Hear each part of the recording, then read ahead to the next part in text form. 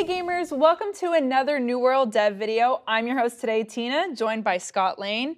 Scott, we have a lot to dive into today. Yeah, we are super excited to talk about one of our new features, PvP arenas, and we're going to do a deep dive on that. We're also going to talk a lot about some upcoming community events we have coming. Right, and speaking of community, we actually have questions directly from you guys, the community, that the devs are going to be answering later in this video. All right, you ready? Let's get started. All right.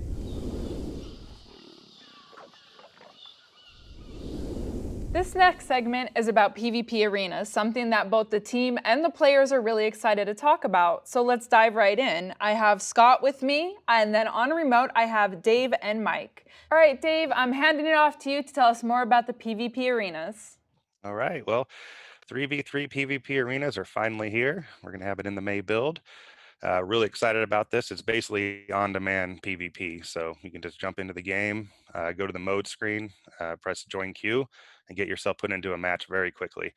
You can queue up by yourself if you want. You can queue up with your friend or with both friends and just have a full team of 3. If you queue up by yourself, you will end up being in a team of 3, but we'll match you up with similar level players.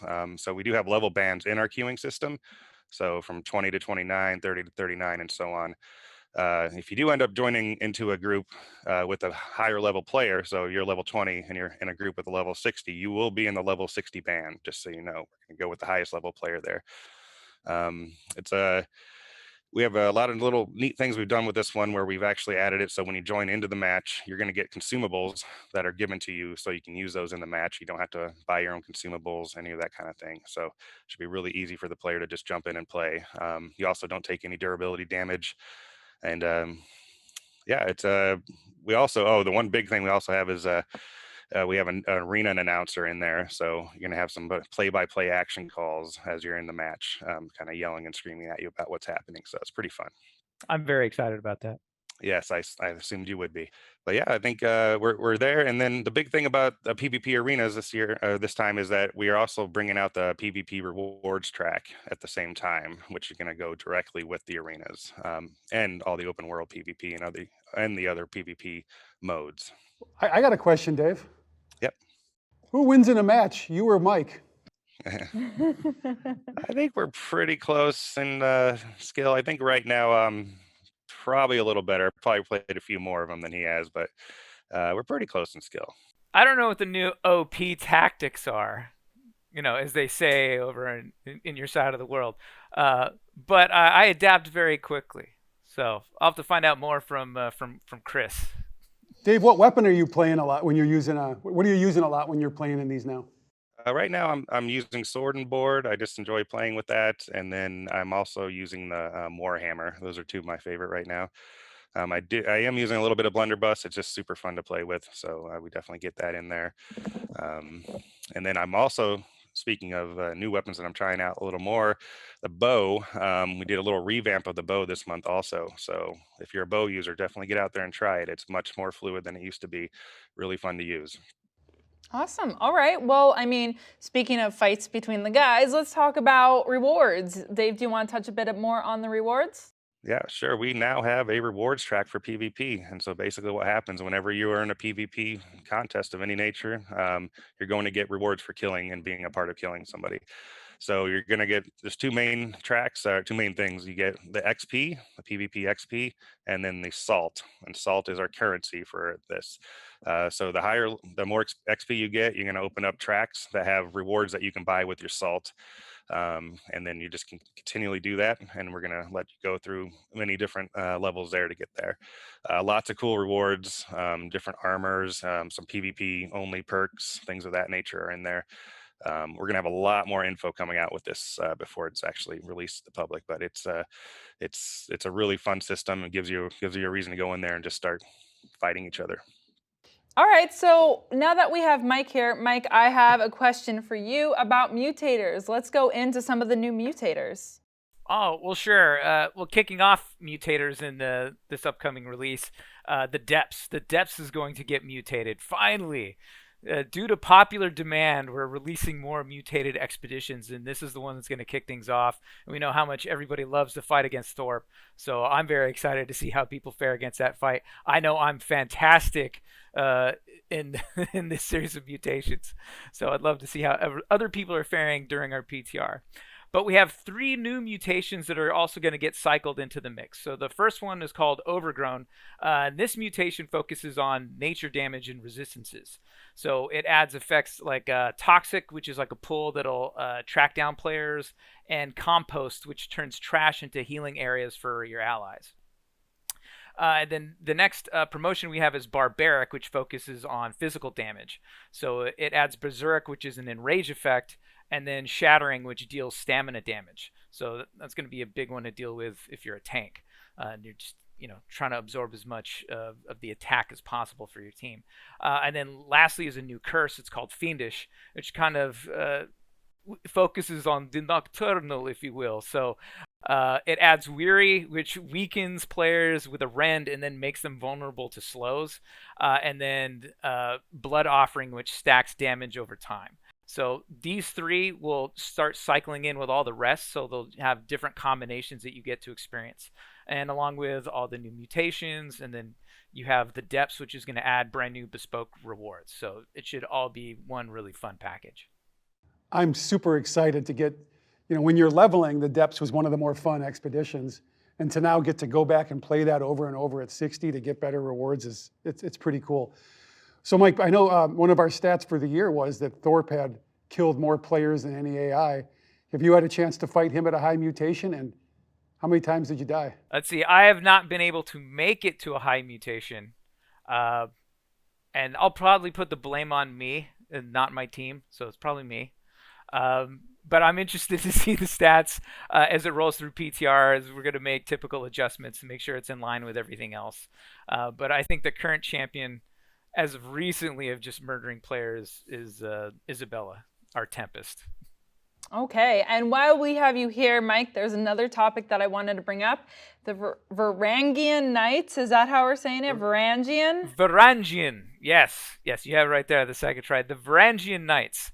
Yeah, so we're continuing their story in Aeternum, and as they're starting to spread out, as this invading force of knights is seeking out relics of power throughout Aeternum. And so they have some new encampments that are now into the next tier up, like past level 25. So we're going to start telling more of their story. So this is really recommended for players like 25 to 30 to start on this next episode of the Varangian Knights. So there's brand new 3 POIs, 3 major POIs that are there. So they're really starting to dig in, and they have one really giant fortress that you get to crawl through, which is pretty exciting. So brand new storytelling elements, some new gimmicks associated with those POIs, and then 4 new enemy types as well. So we have the Crusher, the Spearman, the Hound, and the Mage, all part of that family. And the quest for the second episode is granted by Abigail Rose, and she's just outside a new Varangian camp at Sorcerer's Delve, which is in Everfall. So it should be very exciting, very fun stuff. And these are what, level 25 to 30? That's where the starting range goes from, and then it goes a little bit higher than that as we take players through. But it's really exciting because the Varangians fight completely different than our typical AI. They fight more like players and use player-style abilities. All right, another reason to level another character through. Well, I want to thank you guys for joining us remote, and Scott for keeping me company here on set. And we're just going to call that a closure on those great topics. Thank you so much, guys. See you guys.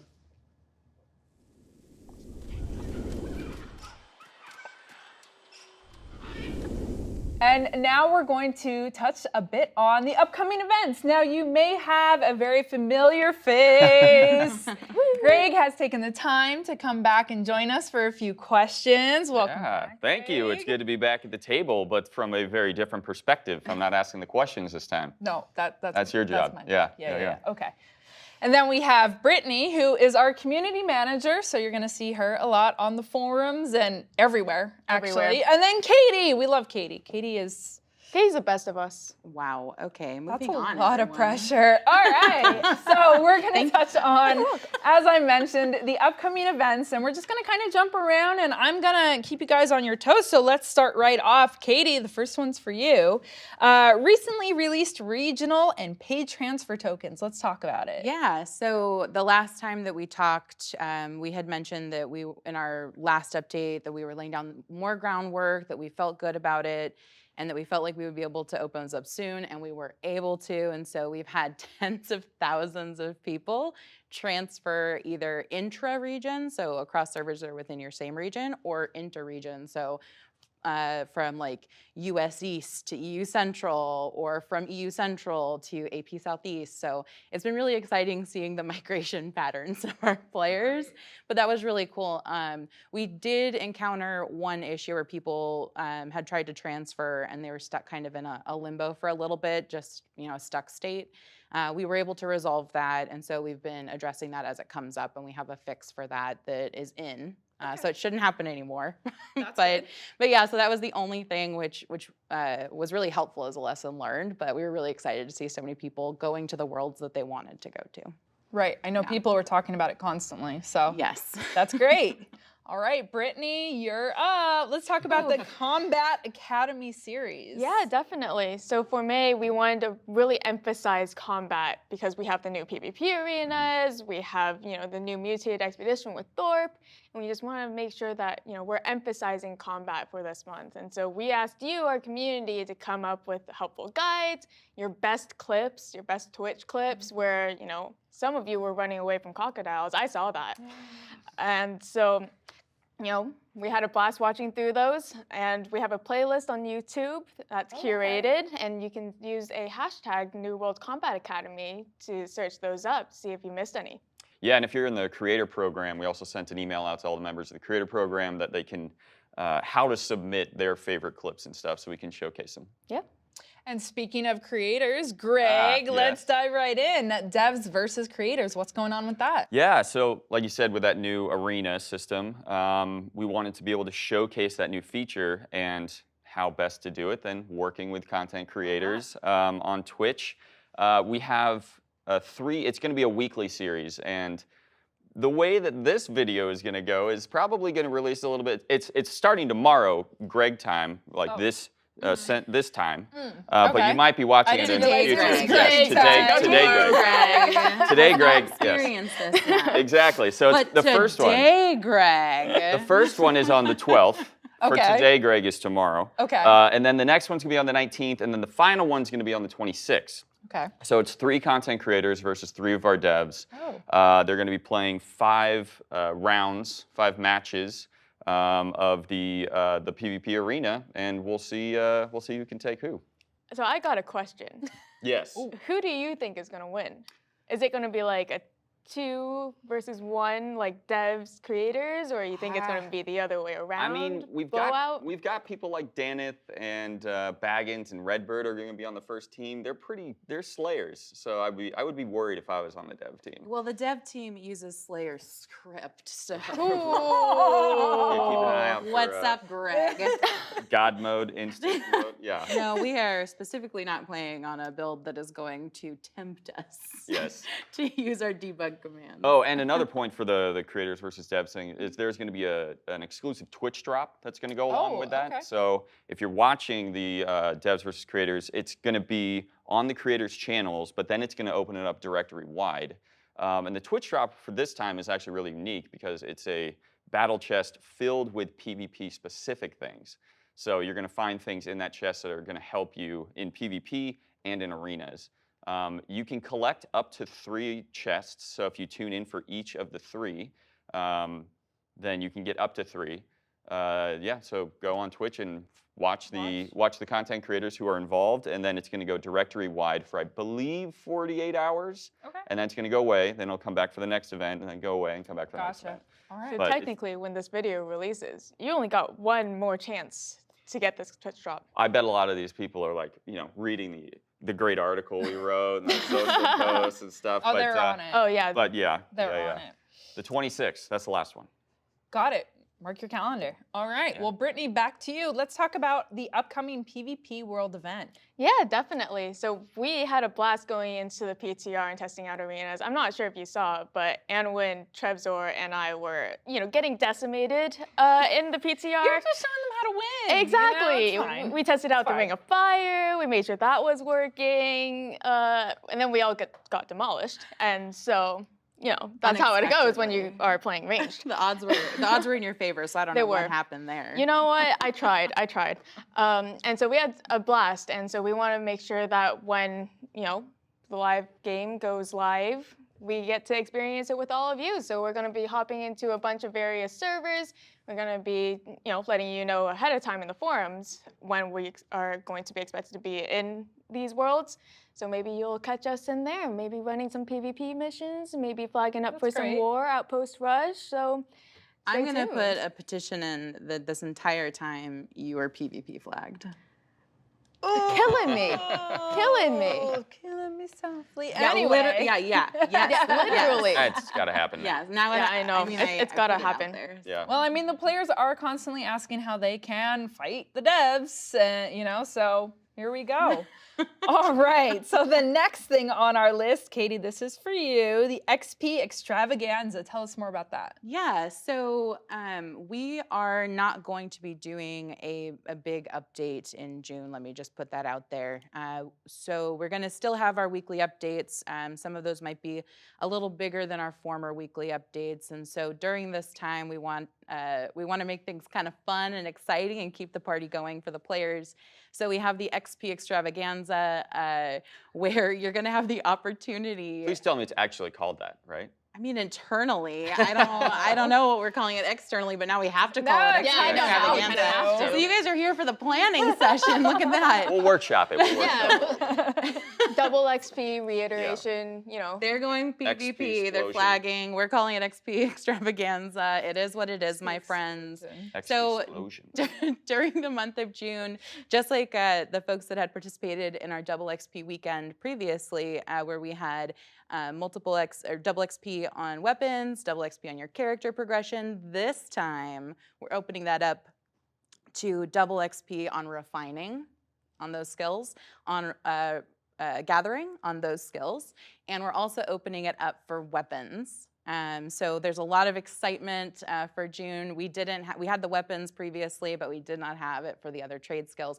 And I just want to make sure, because I know this is going to be a big question that is asked. It was the question that I asked.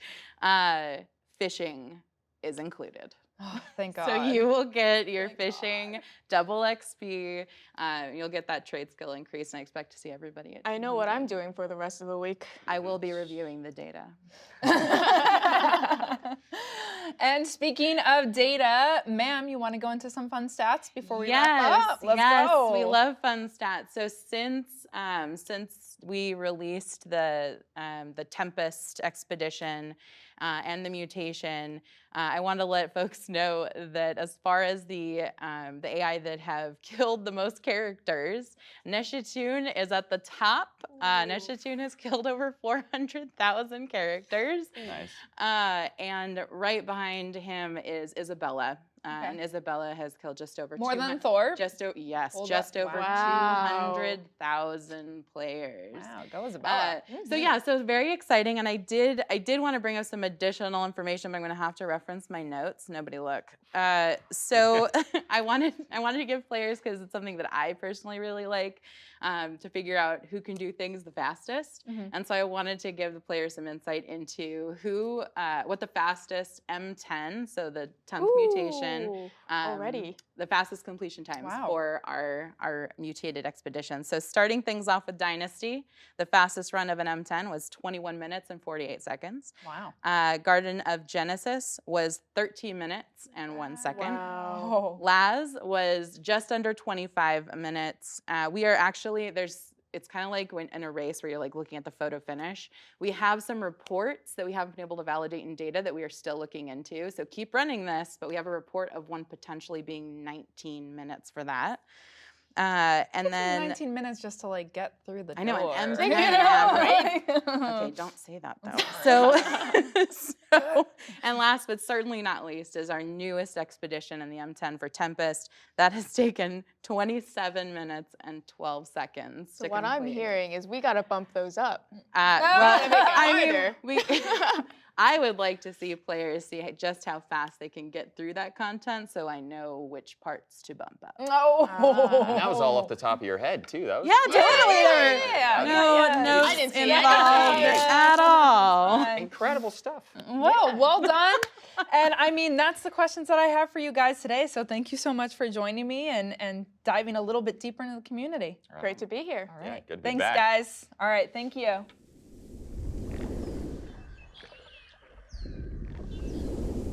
Hey players, this section is going to be about community. The community team spends a lot of time looking for questions, and it's been asked time and time again for us to directly answer questions. So joining us today is Phil, Dave, and then we also have Dave, who is joining us today remotely. So, I mean, let's get right to it. Phil, you're the first one up, and I'm going to Alrighty. read directly questions that players have been sent to us by other players. Awesome. All right. New World just finished its first ever Rabbit's Revenge. What did the team learn from this, and any hints to what we can see for future events? For sure. First, I do want to say we think about events in New World in two general sizes. We've got our major events like the Winter Convergence Festival, and then we have these like smaller, what we refer to as minor events, like Rabbit's Revenge, or if you remember the giant turkey that Yeah. mysteriously showed up in November last year. Fun. Yeah, those are more of the size and scope of like what we'd call our smaller events, and that was our intention with this one. It was a nice like change of pace, introduce like a new short set of goals for players to tackle for a little while in New World, add a little bit more spice and variety into the game, and then go back to the general gameplay Right. when the event ends. One of the things we learned, and I think a big takeaway for us here, is we want to make sure in future events that we run, it's a lot clearer what players need to do or how they are making progress to achieve like all of the rewards Right. in the event. So, for all those players that were lucky enough to get the chest hair drop, which was an actual chest, not hair, Storage. but Got it. storage chest, if you will. I know. Congrats to those players. Awesome. But yeah, I mean, we want to make sure it's a lot clearer that if you are putting in the work, kill hundreds or thousands of rabbits. Yeah, we saw some huge numbers on the forums. Right. Yeah. You're gonna hopefully gonna net out into a positive result. So that's a big takeaway. We're gonna look at the nice part about events is we have the ability to bring those back at certain points in the year too. So as it makes sense, we can look at bringing those back and making improvements as we do it, as well as introducing new events too. So I think more to come, a lot more to announce in future Awesome. releases. Yeah. But for this one, yeah, we just want to make it, make sure that players understand like what's my goal, why am I doing this stuff, and make it clear. Like here's what you'll get if you reach the end of the rainbow. So. Yeah. And we're listening to players when it comes to these events For to sure. learn how to make them even better next time. Mhm. All right. So the next question from the players is, previously, and this is for Dave H., this is for you, buddy. All right. Previously in the Desync blog, the team mentioned that they will be constantly striving to improve the in-game experience. Can you tell us some additional fixes that you made to make the gameplay smoother? Yes, for sure. We still have a dedicated desync team that's working on these night and day, and so we have a lot of minor fixes coming in. We also have a couple major ones that we should have in for May. They're still in testing. We really hope they make it through. And some of the big ones and most notable ones will be when you're rooted and leaving root and getting that animation stutter. It looks like we finally have a fix for that, which also fixed a bunch of other ones at the same time. So that should be a really big quality of life improvement. That's happening from the gravity well and ice shower and all those moves. The other big one is that when you quickly move your camera during an attack, it was actually giving you a positional desync, so you could actually pop at the end of your move to a different location. And we have a really nice fix in for that one right now too. We're still looking at the Void Blade desync. We think we're going to get a fix in. It's been a little bit trickier trying to get that one done, but that's on the horizon. and those are just some of the notable ones, but we have a big list of them, and we're still going through them every day. So. Okay, that's great. That's great to hear. All right, so then our next question, and this is for you, Dave.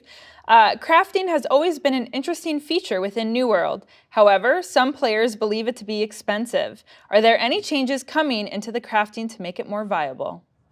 Yes, I think, first we agree. It is expensive, and it is, some trade skills are a little more arduous than others. So one of the things we're looking at is sort of balancing out the effort so that, for instance, logging is a good example, or fishing. Those types of trade skills are taking way longer than some of the other ones like gathering. So, oh my God, logging took me forever. If you hit 200 logging, hats off. Yeah. Oh yeah. So one of the things we're looking at doing is balancing that out so that they're more equal. Another thing we're going to look at is, there's sort of like a train to this, right? You gather, then you refine, then you craft. Right. And right now, the gathering is usually going faster than the refining, and the crafting is usually the slowest by far. So trying to balance that out a little bit is also something we're going to be looking at. In terms of the value of crafting, we do think there's some very valuable stuff you can get in crafting, right? Especially endgame. I think endgame crafting and super early game crafting are in okay place. The middle, we have some work to do on for sure. But in the end game, there's some very valuable stuff, right? Depending on the weapon, some places have great drops, but Hammer has a lot of great drops, but Great Axe doesn't have as many, right? So if you want to get a truly BIS drop, you have to craft those. So I think there is value there. The requirements that you need to fulfill to be able to craft those truly great things, and then the resources that go into that, we do agree that's high right now. And that's something we're going to be looking at. There's no sort of immediate plans, but it is on our radar. Okay, great. That's great to know that even you guys are looking into it. So yeah, I think no big changes for May, but it's we're really taking a really deep dive look at that stuff and making sure, we want to get it right when we do those balance changes. They have a big ripple effect into how, Right. the economies in the game work and everything else. So we want to make sure we're buttoned up on that before we send it out. So we're looking into it. okay, that's great. All right, so this one is for you two gentlemen, Dave and Phil. Yeah. How about an update on the state of the economy? Good segue. Well, why don't I start? I think in terms of the gold economy, we're generally happy with where we've gotten to. I know, there was a period of time, there were deflationary times at one point. Not quite. Coin but was a little tight. It was tight for you all. I think we've made some changes. The economy has sprucened up, and I think we're generally happy with the gold economy. We see players' balances increasing over time, but they're not increasing at such an alarming rate that we're worried about hyperinflation. So I think we're generally happy with gold. I think Azoth is, I think the Azoth economy has been sort of ruined or wrecked with a lot of the fast We travel took it changes. all for our for table. our beautiful props. So we are aware that Azoth is a currency that needs a better home. We do have some very interesting ideas coming for that. I like how it's tied to crafting now. Expect us to dig into that even more in the future, but that's a little ways off. So we're aware of it and we're working on it. I think, item disparity in the value of items might be an area where there's some work to do. Phil, what do you think? I think so too. It kind of goes back to what we were talking about with crafting a bit. On the material economy side of things, the mats that you use to craft, we did notice a big deficiency in things like star metal and orichalcum, Oh, yeah. right? And so we are actually adding a lot more veins of those into the okay. May build. Okay, So- I got to so- change up my gonna be routes big. now. There's going to be actually some new routes. So we Okay. took a look at the map. We found some areas where it was sparse, and I think Ooh, okay.